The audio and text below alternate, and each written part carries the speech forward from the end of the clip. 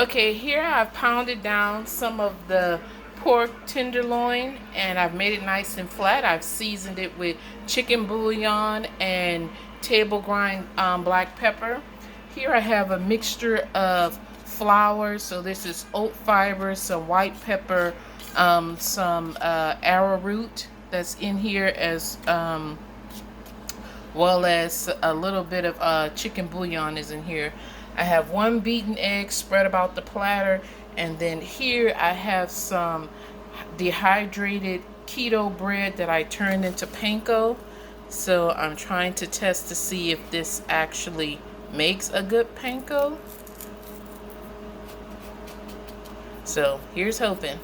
Let me get started. Okay.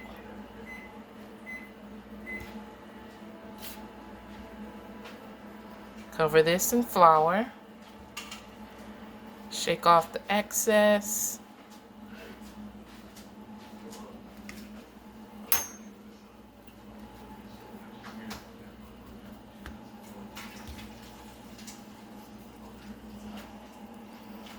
I'll come over here, put it in the egg.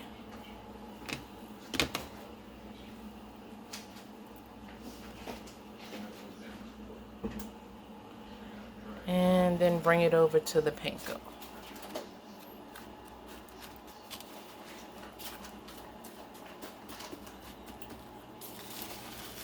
A nice healthy coating of that on there.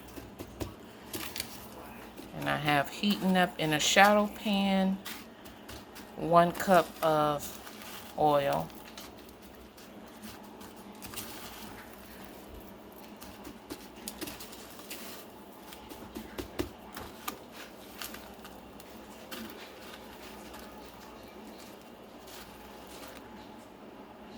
Okay, I finished all the cutlets. They've been breaded and they're just hanging out here on the rack, getting all settled. I want the panko to really bond and stick to the meat before I put it into the oil. So I'll come back and show you what that looks like as I'm dropping it into the pan. Okay, so these have been hanging out here long enough. I'm waiting till the oil gets right, but what I also want to do is take and put one of these on my another rack and go into my air fryer to see how one of the cutlets would turn out that way, or how the tonkatsu would turn out, because I made the sauce last week, and so here I'm actually making the actual tonkatsu itself, and then I'll put more tonkatsu sauce on top of this along with some shredded cabbage on the side. Okay, let's go over and check the oil. And let's see. Oh, that is perfect.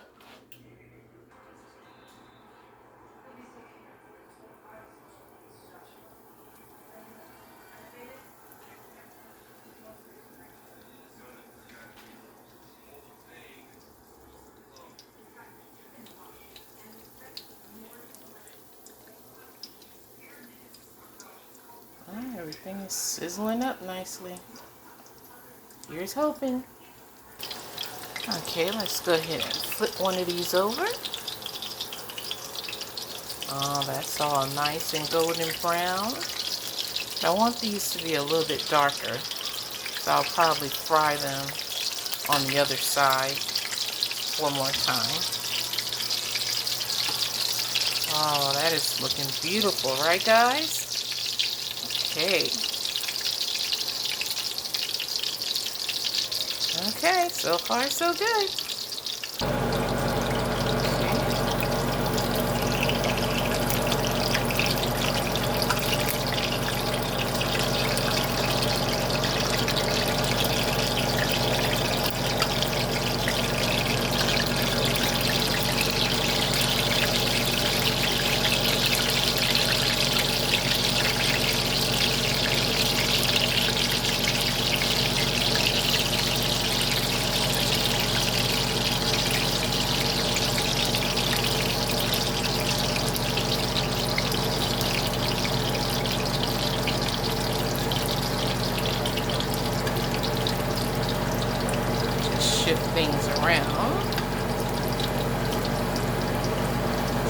apparently the middle of these two didn't get cooked, so